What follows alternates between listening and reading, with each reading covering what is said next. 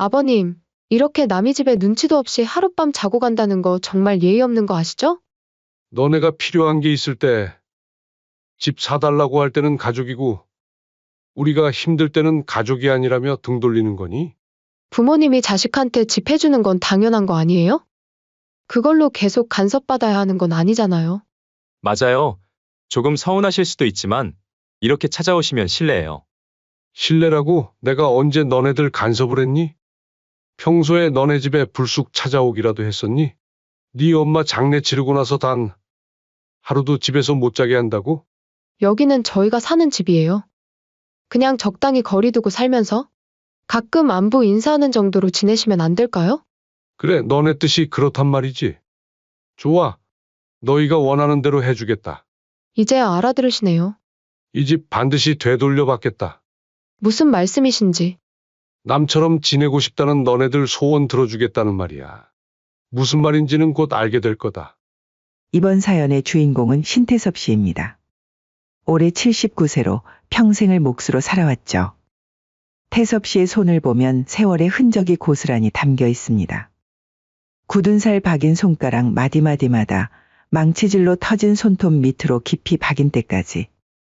태섭 씨와 함께한 동반자는 부인 윤정옥 씨. 정옥 씨는 76세로 시장에서 반찬 가게 일부터 시작해서 식당 설거지, 포장 아르바이트까지 안 해본 일이 없었습니다. 부부가 합쳐봐야 초등학교 졸업장 하나 제대로 갖지 못했지만 일만큼은 누구보다 성실하게 해왔죠. 그들에겐 하나뿐인 아들이 있었습니다. 신도연이라는 이름의 39세 아들. 태섭 씨 부부의 모든 희망이자 인생의 목표였죠. 매일 새벽부터 나가서 일하면서도 단 한 번도 아들 앞에서 힘들다는 소리 안 했습니다. 도연이만큼은 우리처럼 살게 하지 말자. 그 말은 진심이었습니다. 태섭 씨가 무릎팍도서 비 오는 날에도 망치질하고 정옥 씨가 찬물에 손 담그고 설거지하는 것도 다 아들을 위해서였으니까요. 그리고 그 꿈은 이뤄졌습니다. 아들이 서울대에 합격한 날 태섭 씨는 술을 마셨습니다. 평소에 술도 안 하는 태섭 씨가 그날만큼은 소주 한 병을 다 비웠죠. 정옥 씨는 그런 남편을 보며 같이 울었습니다. 기쁜 눈물이었죠. 우리가 해냈네, 여보. 우리가 해냈어. 대학을 졸업한 아들은 외국계 기업에 들어갔습니다. 월급이 얼마인지는 자세히 모르지만 태섭 씨가 한 달에 벌던 돈보다 훨씬 많다는 건 분명했어요. 아들이 처음 정장 입고 집에 왔을 때 태섭 씨는 정말 자랑스러웠습니다. 그러던 어느 날 아들이 여자친구를 데려오겠다고 했습니다. 결혼을 전제로 한 만남이라고 했죠. 아버지, 어머니, 소개하고 싶은 사람이 있어요. 다음 주말에 집에 한번 데려와도 될까요? 태섭 씨와 정옥 씨는 며칠 전부터 준비에 여념이 없었습니다. 정옥 씨는 평소보다 더 정성스럽게 음식을 준비했고 태섭 씨는 새 옷까지 장만했어요. 그렇게 예비 며느리 한소윤을 처음 봤습니다. 35세로 7급 공무원 출신이라고 했습니다. 첫인상은 참 좋았어요. 깔끔하고 예의 바르더군요. 안녕하세요. 한소윤입니다. 도현 씨한테 많이 들었어요. 정옥 씨가 준비한 음식들이 상에 올라왔습니다. 정옥 씨가 새벽부터 정성스럽게 만든 것들이었죠. 식사는 화기애애하게 진행됐습니다. 어머님이 직접 담그신 건가요? 정말 맛있어요. 아이고, 우리 시골 김치가 입에 맞나 모르겠네. 그래도 맛있게 먹어주니 고맙네. 그러다 식사 도중 며느리가 갑자기 이런 말을 했습니다. 아, 그런데 도현 오빠가 그러던데. 저희 집 준비해 주신다고요? 정말 감사해요. 순간 태섭 씨의 집게가 멈췄습니다. 정옥 씨도 국에 든 숟가락을 그대로 두고 며느리를 쳐다봤어요. 집을. 언제 우리가 그런 말을. 아들이 급하게 끼어들었습니다. 아, 아직 확정된 건 아니고. 소윤아, 우리 이따 얘기하자. 하지만 며느리는 이미 말을 꺼낸 터라 계속했습니다. 아니에요. 제가 먼저 말씀드리는 게 맞죠. 정말 감사드려요. 요즘 집값이 얼마나 비싼데. 태섭 씨는 젓가락을 내려놓았습니다. 정옥 씨는 아들을 쳐다보며 눈빛으로 물어봤어요. 이게 무슨 소리냐? 아들이 어색하게 웃으며 말했습니다. 아버지, 엄마. 미안해요. 미리 말씀드렸어야 했는데. 도연아, 우리가 언제 그런 약속을 했니? 태섭 씨의 목소리에는 당황함이 묻어났습니다. 약속까지는 아니고. 그냥 당연히 그럴 줄 알았어요. 아들 장가 보내는데. 며느리가 눈치를 채고 말했습니다. 아, 혹시 제가 잘못 들었나요? 도연 오빠가 분명히 아니야, 소윤아. 맞는 이야기야. 엄마 저번에 그렇게 말하셨잖아요. 태섭 씨는 뭐라고 대답해야 할지 몰랐습니다. 며느리 앞에서 아들과 실랑이를 벌일 수도 없고 정옥 씨가 어색한 웃음을 지으며 말했습니다. 그런 얘기는 우리끼리 나중에 하고. 오늘은 음식이나 맛있게 먹자. 식사는 그렇게 어색하게 마무리됐습니다. 며느리가 돌아간 뒤 태섭 씨와 정옥 씨는 아들과 마주 앉았습니다. 도연아, 이게 무슨 말이냐? 아버지, 죄송해요. 근데 정말로 집 하나 정도는 해줄 거라고 생각했거든요. 생각했다고? 우리한테 물어보지도 않고? 물어봐도 결국 해주실 거잖아요. 아들 결혼하는데 발 빼실 건 아니고. 태섭 씨는 아들의 말에 할 말을 잃었습니다. 정옥 씨가 조심스럽게 물어봤습니다. 집값이 얼마나 하는데? 아파트면 서울 외곽에 5억 정도. 신혼 때 그 정도는 있어야 해요. 아버지, 그리고 어차피 다 제가 물려받을 거 아니에요? 미리 주시는 거라고 생각하시면 안 돼요. 아들의 말에 정옥 씨가 한숨을 쉬었습니다. 그래도 도연아. 상의는 했어야지. 상의했으면 안 된다고 하실 거잖아요. 그럼 저 결혼은 어떡해요? 그리고 제 월급으로 언제 집을 사요? 지금 아니면 저 결혼 안 할 거예요. 그날 밤 태섭 씨와 정옥 씨는 밤늦도록 이야기했습니다. 여보, 어떡하지? 정옥 씨의 목소리에는 고민이 묻어났어요. 우리 돈으론 부족해. 집까지 담보로 잡혀야 해. 태섭 씨도 고민이었습니다. 하지만 정옥 씨가 한숨을 쉬며 말했습니다. 그래도 아들 장가 못 가게 할 수는 없잖아. 며느리도 좋은 사람 같고. 태섭 씨는 아무 말도 할 수 없었습니다. 결국 부부는 결정을 내렸습니다. 수십 년 살아온 집을 담보로 대출을 받고 평생 모은 돈을 보태서 서울 외곽 신도시의 아파트를 샀습니다. 계약할 때 아들이 말했습니다. 아버지, 명의는 제 이름으로 해주세요. 혼인신고할 때 괜히 복잡해지니까. 태섭 씨는 고개를 끄덕였습니다. 그렇게 해서 아파트는 도연 명의로 증여됐습니다. 아들의 결혼식 날 태섭 씨는 웃고 있었지만 마음 한구석은 복잡했습니다. 기쁘면서도 약간의 서운함이 있었어요. 아빠, 엄마, 정말 감사해요. 결혼식 끝나고 아들이 인사를 했을 때 태섭 씨는 그제서야 마음이 좀 놓였습니다. 역시 우리 아들이라고 생각했어요. 하지만 그때는 몰랐습니다. 그 집이 언젠가 자신들을 밀어낼 공간이 될 줄은 상상도 못했죠. 결혼식은 성대하게 치러졌습니다. 태섭 씨와 정옥 씨는 아들 부부가 행복하길 바라는 마음으로 축하해줬어요. 하지만 막상 결혼 후부터는 뭔가 달라지기 시작했습니다. 첫 번째 명절, 추석이었어요. 태섭 씨와 정옥 씨는 며느리가 올 거라고 생각하고 음식을 정성스럽게 준비했죠. 그런데 아들에게서 문자가 왔습니다. 아버지, 어머니. 소윤이가 몸이 안 좋아서 이번엔 못 갈 것 같아요. 죄송합니다. 정옥 씨는 아쉬워했지만 그럴 수 있다고 생각했어요. 아이고, 아픈데 뭐. 다음에 오지. 하지만 두 번째 명절, 세 번째 명절. 며느리는 한 번도 나타나지 않았습니다. 매번 이유는 다양했어요. 친정에 먼저 들렸다 오겠다. 아이가 아파서 못 나갔다. 급한 일이 생겨서. 설날이 되었을 때 태섭 씨가 참다 못해 아들에게 전화를 했습니다. 도연아, 명절인데 소윤이는 또 못 오냐? 아버지, 그게 좀 그래요. 뭐가 그래? 가족인데 1년에 2번도 얼굴 못 봐? 아들이 한참 망설이다가 말했습니다. 솔직히 소윤이가 시댁과 가깝게 지내는 게 좀 부담스럽다고 해요. 아직 서로 익숙하지 않으니까. 태섭 씨는 할 말을 잃었습니다. 아내가 전화를 이어받았어요. 그럼 우리가 어떻게 하면 되겠니? 소윤이가 편하게 느낄 수 있도록. 엄마, 그냥 시간을 주세요. 아직 결혼한 지 얼마 안 됐잖아요.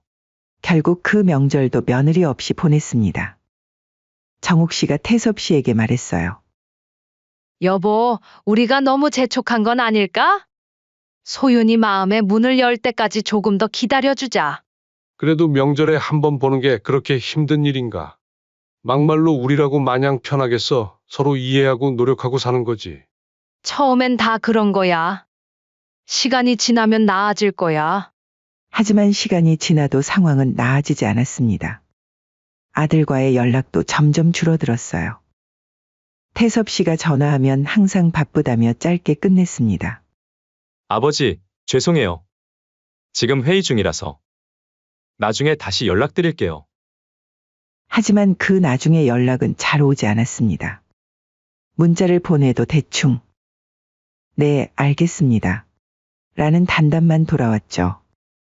그러던 중에 정욱 씨 몸에 이상이 왔습니다. 처음엔 소화가 안 된다고 했어요. 여보, 요즘 뭘 먹어도 체하는 것 같아. 태섭 씨는 나이가 들어서 그런 거라고 생각했습니다. 하지만 며칠 지나니 배가 아프다고 하더군요.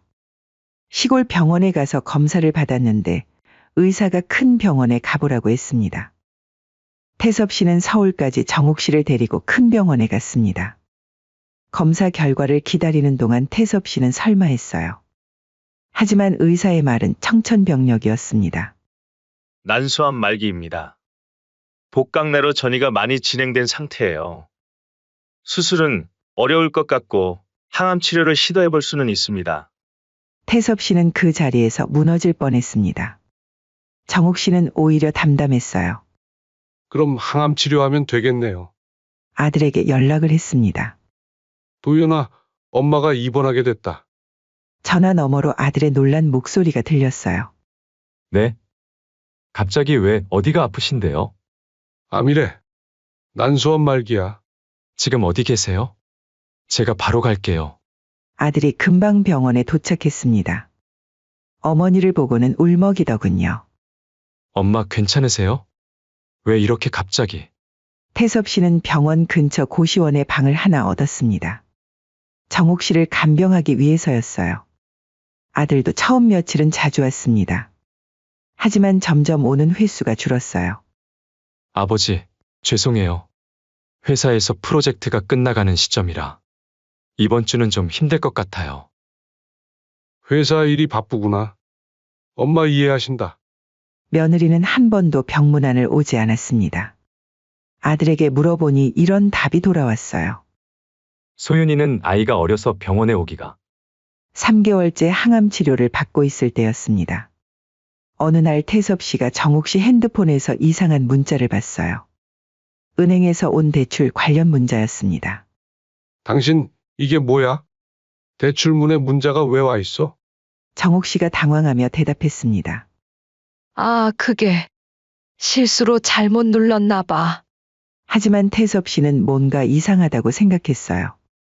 다음 날 정욱 씨가 화장실에 간 사이 핸드폰을 확인해 봤습니다. 아들과의 대화 내용이 있었어요. 엄마, 급하게 돈이 필요해요. 얼마나? 2천만 원 정도. 회사에서 투자 기회가 생겼는데 놓치면 안 되거든요. 그렇구나. 엄마가 알아볼게. 태섭 씨는 혈압이 확 올랐습니다. 아픈 어머니에게 돈을 빌리려고 한다니. 더 화가 난 건 정욱 씨가 자신한테는 말도 안 하고 대출을 알아보고 있었다는 거였어요. 당신, 이게 뭐야? 태섭 씨가 핸드폰을 들고 물었을 때 정욱 씨가 눈물을 흘렸습니다. 미안해, 여보. 도현이가 돈이 급하다고 하는데 내가 뭘 도와줄 수 있는 게 없잖아. 아픈 몸에 무슨 대출 이야기를 해? 도연이 이놈 자식은 제정신이야? 여보, 화내지 마. 그래도 아들이잖아. 나도 이젠 오래 못 살 것 같은데 마지막으로 아들 도와주고 싶어. 태섭 씨는 목이 메었습니다. 정옥 씨가 자신의 죽음을 받아들이고 있다는 걸 처음 느꼈어요. 당신이 죽는다는 소리 하지 마. 치료받고 나으면 돼. 여보, 그 돈 좀 마련해줘. 내 부탁이야. 결국 태섭 씨는 시골에 가서 밭을 팔았습니다. 2천만 원을 마련해서 아들에게 보내줬어요. 아들은 고마워하긴 했지만 뭔가 당연하다는 듯한 태도였습니다. 아버지, 고생 많으셨어요. 나중에 꼭 갚을게요. 하지만 정옥 씨의 상태는 갈수록 나빠졌습니다. 항암 치료의 부작용으로 머리카락이 다 빠지고 몸무게도 20kg 넘게 빠졌어요. 먹는 것도 토해내고 하루 종일 침대에만 누워 있었습니다. 아들은 더 뜸해졌습니다. 한 달에 한 번 오면 다행이었어요. 아버지, 정말 죄송해요. 회사 일이. 승진 심사 때문에 빠질 수가 없어서요. 정옥 씨는 그런 아들을 보며 웃었습니다. 도현이 바쁘지. 엄마가 이해한다. 어느 날 새벽 정옥 씨가 태섭 씨를 깨웠습니다. 여보, 너무 아파. 그날 정옥 씨는 응급실에 실려갔고 그 후로 의식을 잃었습니다. 태섭 씨가 아들에게 급하게 연락했어요. 도연아, 엄마 상태가 안 좋다. 어서 와라. 아들이 병원에 도착했을 때는 이미 늦었습니다. 정옥 씨는 아들의 얼굴도 못 보고 조용히 눈을 감았어요. 엄마. 아들이 울부짖었지만 이미 모든 게 끝난 후였습니다. 태섭 씨는 정옥 씨의 손을 잡고 있었는데 그 손이 차가워지는 걸 느꼈어요. 마지막까지 정옥 씨는 아들 걱정만 했습니다. 의식을 잃기 직전에 태섭 씨에게 말했어요. 여보, 도현이 잘 부탁해요. 태섭 씨는 그 말을 듣고 가슴이 아팠습니다. 마지막까지 아들 걱정만 하다간 아내가 안쓰럽고 그런 어머니의 마음도 모르고 뜸하게 병문안 온 아들이 원망스러웠어요. 장례 준비를 하면서 태섭 씨는 생각했습니다. 이제 나 혼자 남았구나. 아들은 장례식 내내 울었습니다. 정작 어머니가 살아계실 때는 그렇게 바빠하더니 이제 와서 우는 게 무슨 의미가 있을까요? 장례식장에서 오랜만에 며느리를 보고 놀랬습니다. 병문안도 안 오는 며느리가 장례식은 올까 싶었는데 왔기 때문이죠. 검은 옷을 입고 와서 절을 했지만 태섭 씨에게는 별말이 없었어요.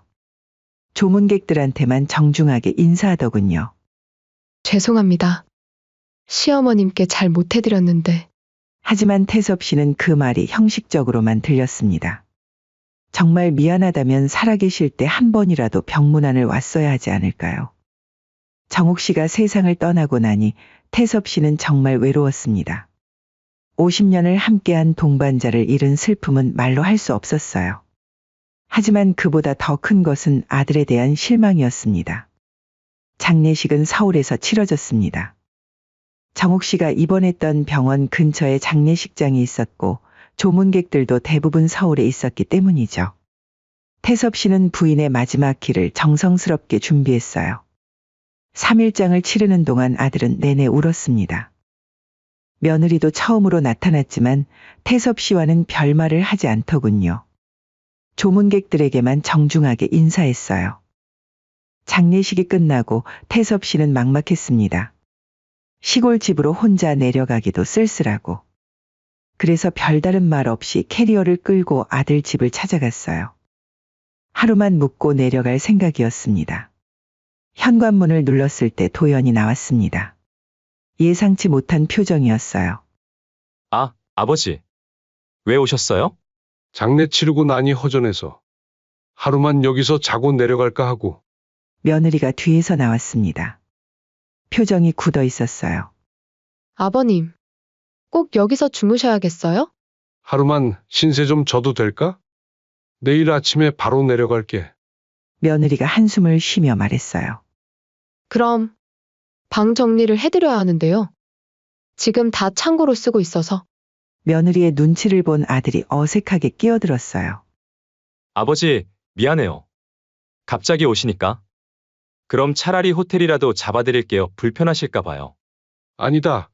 호텔로 갈 거였으면 집으로 내려갔지. 결국 며느리가 억지로 작은 방 하나를 치웠습니다. 창고처럼 쓰던 방이었는데 물건들을 옮기는 내내 짜증이 역력했어요. 저녁 식사 시간이 됐습니다. 태섭 씨는 당연히 함께 먹을 줄 알았는데 며느리가 냉장고에서 햇반 하나를 꺼내 전자레인지에 넣었어요. 아버님, 이거라도 드세요. 저희는 아이 때문에 따로 먹어야 해서. 한편에서는 아들과 며느리가 갓 지은 밥과 여러 반찬으로 식사를 하고 있었어요. 나도 같이 먹으면 안 되나? 아들이 며느리 눈치를 보며 말했어요. 애가 시끄럽게 울면 아버지가 불편하실까봐 어차피 저희는 금방 먹어서요. 태섭 씨는 할 말을 잃었습니다. 밤이 되어 이불을 깔고 누웠는데 태섭 씨는 잠이 오지 않았습니다. 아직까지는 아내의 죽음을 받아들이기 어려웠기 때문이죠. 목이 말라 물을 마시러 나갔는데 거실에서 아들 부부가 속삭이는 소리가 들렸어요. 내일 가시는 거 맞지? 며느리의 목소리였어요. 그렇다고 하셨어. 다행이다. 솔직히 너무 불편해. 얼른 내려가셨으면 좋겠어. 그렇게 눈치를 드렸는데도 굳이 우리 집에서 자겠다고 하시네. 그래도 어머니 돌아가시고 나서 혼자 계시니까. 알아. 근데 우리도 우리 삶이 있잖아. 혹시나 해서 하는 말인데 나 시아버님 모시기 싫어. 다음번에는 이런 일 또 있으면 화낼 거야, 알아도. 태섭 씨의 가슴이 시려왔습니다. 며느리가 계속 말했어요. 이제 시어머니도 안 계시니까. 좀 더 자유롭게 살고 싶어. 눈치 안 보고. 솔직히 나는 시댁이 가족이라 생각이 안 들더라고. 근데 걱정되는 게 하나 있어. 뭔데? 너무 냉정하게 대하면 나중에 재산 안 물려준다고 하시면 어떡해? 아들이 잠깐 생각하더니 말했어요. 그래도 이미 이 집은 내 이름으로 해주셨잖아. 시골 집이야 얼마나 한다고. 그렇긴 하지만 혹시 모르니까 완전히 등 돌리지는 말자. 적당히 거리 두면서. 알았어. 앞으로는 오실 때 미리 연락하시라고 해야겠어. 바쁘다고 핑계 댈 수도 있고. 그게 나을 것 같아. 서로 부담스럽지 않게. 태섭 씨는 더 들을 수가 없었습니다. 재산 걱정까지 하면서 자신을 귀찮아하다니. 그 다음날 아침 며느리가 또 햇반만 데워줬습니다. 아버님 식사하세요. 저희는 아이 때문에 일찍 먹었어요. 태섭 씨가 참지 못하고 말했습니다. 소윤아, 도연아. 어젯밤 들었다.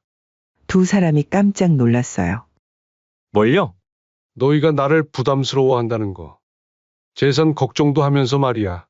며느리가 당황하며 말했어요. 아, 그게. 그런 뜻이 아니었는데. 그런 뜻이 아니라고? 나랑 남처럼 지내고 싶다면서 재산 물려받는 걱정은 하고? 아들이 어색하게 말했어요. 아버지, 저희도 지금 신혼이잖아요. 아이도 어리고. 좀 시간을. 태섭 씨의 화가 치밀어 올랐습니다. 신혼? 결혼한 지 몇 년이 됐는데 신혼이야? 며느리가 뻔뻔하게 대답했어요. 그런 게 아니라 서로 편하게 지내는 게 좋지 않을까요? 너무 자주 보면 오히려 불편하잖아요. 편하게? 내가 너희한테 불편하다고. 네.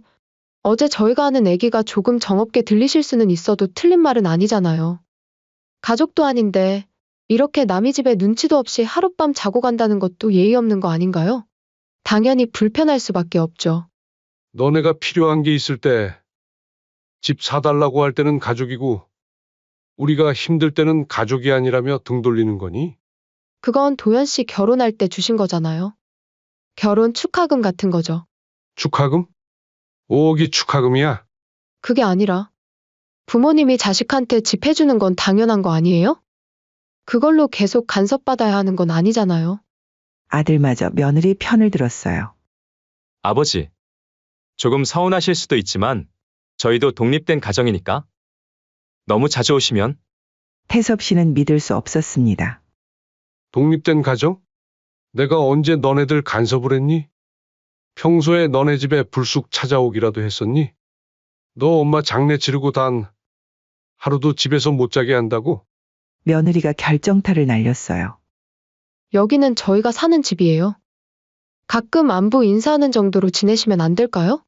태섭 씨가 캐리어를 들고 현관으로 향했습니다. 좋다. 너희가 원하는 대로 해주겠다. 며느리가 후련하다는 듯 말했어요. 서로에게 좋은 일이죠. 이제야 알아들으시네요. 태섭 씨가 문 앞에서 돌아봤습니다. 며느라, 도연아. 마지막으로 한 가지만 말하겠다. 이 집 효도하라고 준 거다. 너희가 먼저 그 약속을 깼으니 이 집 반드시 되돌려 받겠다.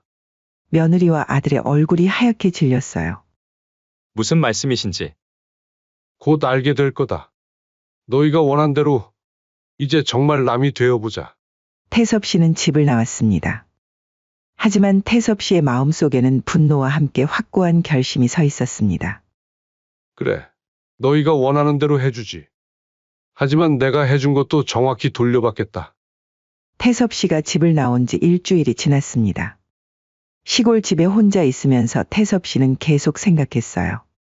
며느리의 차갑던 말투, 아들의 눈치 보는 모습. 그리고 무엇보다 남처럼 지내고 싶다. 던 그 말이 머릿속에서 떠나지 않았습니다. 그래. 그렇게 남이 되고 싶으면 소원 들어줘야지. 태섭 씨는 시내에 있는 법무사 사무소를 찾아갔습니다. 어르신, 무슨 일로 오셨나요? 집을 되돌려받고 싶습니다. 아들한테 준 집 말입니다. 법무사가 자세한 이야기를 들어보더니 고개를 끄덕였어요. 효도를 조건으로 증여한 경우라면 가능합니다. 다만 그 조건이 파기됐다는 걸 증명해야 하는데, 증명? 아들이 장례식장에서 나에게 한 말들, 며느리가 한 행동들 다 기억하고 있습니다. 태섭 씨는 그동안 있었던 일들을 차근차근 설명했어요. 며느리가 명절마다 시댁에 오지 않은 것, 아내가 아플 때도 병문안 한 번 제대로 오지 않은 것, 장례식 후 자신을 냉대한 것까지 말이죠. 충분해 보이는군요. 조건부 증여 해제 소송을 진행하겠습니다. 법무사가 서류를 정리하면서 말했어요. 다만 미리 말씀드리는데 상대방이 납득하지 못할 가능성이 높습니다. 그럼 법정에서 보자고 하세요. 그렇게 일주일 후 도연과 며느리에게 소송 통지서가 날아갔습니다. 그날 저녁 태섭 씨 집에 전화가 걸려왔어요. 아버지. 이게 뭐예요? 갑자기 소송이 웬 말이에요? 아들의 다급한 목소리였습니다. 너희가 원한 거 아니냐? 남처럼 지내고 싶다고 해서 소원 들어준 건데 뭐가 문제니? 그건 그런 뜻이 아니었는데요? 아버지, 이렇게까지 하실 일이에요? 조건부 증여였다. 효도를 조건으로 말이다. 그런데 너희는 어떻게 했지? 아버지! 며느리가 전화를 받았어요. 아버님, 정말 이해가 안 되는데요? 한 번 준 건 준 거지, 다시 가져간다는 게 말이나 돼요? 소윤아, 내가 뭐라고 했는지 기억나냐? 부모가 아들 집 해주는 건 당연한 거라고 했지. 그럼 나도 당연한 걸 하는 거다. 효도 안 하는 자식한테서 집을 되찾는 건 말이야. 자식 같지도 않는 놈들에겐 물려줄 재산 따위는 없다. 며느리의 목소리가 날카로워졌어요. 아버님, 지금 장난하시는 거죠? 저희가 언제 효도 안 했나요? 태섭 씨가 차근차근 말했습니다. 며느라, 7급 공무원이면 똑똑하겠지. 하나씩 세어보자. 결혼한 지 5년 동안 명절에 몇 번 왔나? 내 어머니가 암으로 8개월 투병할 때 너는 병문안 몇 번 왔나? 그건 상황이 상황? 내 친정어머니 입원했을 때는 3일 연속 간병했으면서? 며느리가 말문이 막혔어요. 그리고 내가 장례 후 하룻밤 자려고 갔을 때 너는 뭐라고 했지? 꼭 여기서 주무셔야겠어요? 라고 했지? 그리고 햇반 하나 데워주면서 가족 취급도 안 했잖아. 아들이 다시 전화를 받았어요. 아버지, 그때는 저희도 당황해서. 당황? 50년 가까이 함께 산 내 어머니가 돌아가시고 하루 재우는 것도 당황스러워. 죄송해요. 정말 죄송해요. 이제라도 잘할게요. 이제라도? 태섭 씨가 차가운 웃음을 지었어요. 도연아, 너희가 밤에 한 말 벌써 까먹었나 보구나. 나랑 남처럼 지내고 싶다고 재산 걱정은 하면서 말이야. 전화 너머가 조용해졌습니다. 그래, 너희 소원대로 해주겠다. 이제 정말 남이다. 아버지, 다음에 만나는 건 법정에서다. 태섭 씨는 전화를 끊었습니다. 한 달 후 법정에서 첫 재판이 열렸습니다. 도연과 며느리는 변호사를 대동하고 나왔어요. 원고 측 주장을 들어보겠습니다. 태섭 씨의 변호사가 일어났습니다. 이 집은 효도를 조건으로 한 조건부 증여입니다. 그런데 피고들은 그 조건을 전혀 이행하지 않았습니다. 변호사가 중간중간 제출한 증거들은 놀라웠습니다. 명절 방문 기록, 병원 면회 기록, 심지어 장례식 당일 장례식장 CCTV에 녹음된 며느리의 말까지 있었어요. 아들 측 변호사가 반박했습니다. 증여는 이미 완료된 것이며 효도라는 추상적 개념을 조건으로 집을 되찾는 것은 하지만 판사는 태섭씨 편을 들었습니다. 조건부 증여에서 수증자가 조건을 이행하지 않을 경우 증여자는 해제권을 행사할 수 있습니다. 두 번째 재판에서는 더 구체적인 증거들이 제시됐습니다. 정옥 씨가 투병하던 8개월 동안 아들의 병문안 기록, 며느리의 시댁 방문 기록, 그리고 결정적으로 장례 후 태섭 씨를 냉대했던 녹음 파일까지. 며느리는 증인석에서 변명했어요. 저도 시어머니를 가족이라 생각했어요. 하지만 아이가 어려서. 그럼 왜 아이를 데리고 병문안을 갈 생각은 안 하셨나요? 며느리가 대답하지 못했습니다. 아들도 마찬가지였어요. 어머니 투병 때 한 달에 한 번 오는 게 효도라고 생각하셨나요? 저도 회사 일이 바빠서. 그런데 장인어른과 낚시는 갈 시간은 있으셨군요. 마침내 최종 판결이 났습니다. 피고들의 행위는 효도라는 증여 조건을 현저히 위반한 것으로 판단됩니다. 따라서 원고의 증여 해제 요구를 인정합니다. 법정에서 나오며 며느리가 태섭 씨에게 다가왔어요. 아버님, 정말 이렇게까지 하실 거예요? 저희도 반성하고 있는데. 태섭 씨가 차갑게 말했습니다. 소윤아, 내가 그랬잖아. 부모가 아들 집 해주는 건 당연한 거라고. 그럼 자식이 부모한테 효도하는 것도 당연한 거 아니냐? 그건 너희는 의무는 저버리고 권리만 누리려고 했어. 하지만 세상에 그런 법은 없다. 아들이 마지막으로 애원했어요. 아버지, 제발. 한 번만 봐주세요. 이제라도. 태섭 씨가 아들을 똑바로 쳐다봤습니다. 도연아, 너는 내 아들이었다. 하지만 너희가 먼저 남이 되고 싶다고 했잖아. 소원 이루어졌으니 좋아해야지. 태섭 씨는 등을 돌리고 걸어갔습니다. 한 달 후 아들 부부는 아파트에서 나가야 했습니다. 이사하는 날 태섭 씨는 그 모습을 멀리서 지켜봤어요. 캐리어를 끌고 나오는 며느리, 아이를 안고 고개 숙인 아들. 그 모습을 보며 태섭 씨는 복잡한 심정이었습니다. 하지만 후회는 없었어요. 태섭 씨는 이제 그 아파트에서 홀로 살고 있습니다. 거실 한쪽에는 아내의 사진이 걸려 있고 그 옆에는 법원 판결문이 액자에 담겨 있어요. 가끔 아들에게서 문자가 옵니다. 아버지, 잘못했습니다. 용서해 주세요. 하지만 태섭 씨는 답장하지 않습니다. 태섭 씨는 창밖을 바라보며 혼잣말했어요. 남으로 살고 싶다고? 좋아, 이제 정말 남이다. 내가 죽어도 장례식 오지 마라. 너희 말대로 우리는 이제 남이니까. 그렇게 태섭 씨는 진짜 자유를 되찾았습니다. 아이러니하게도 아들을 위해 평생을 바쳤지만 진정한 해방은 아들을 포기했을 때 찾아왔죠. 가끔 이웃들이 묻습니다.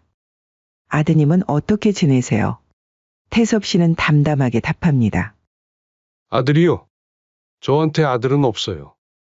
예전에 하나 있었는데 남이 되고 싶다고 해서 소원 이뤄줬거든요. 이웃들은 무슨 일인지 모르지만 태섭 씨의 표정에서 더 이상 묻지 않습니다.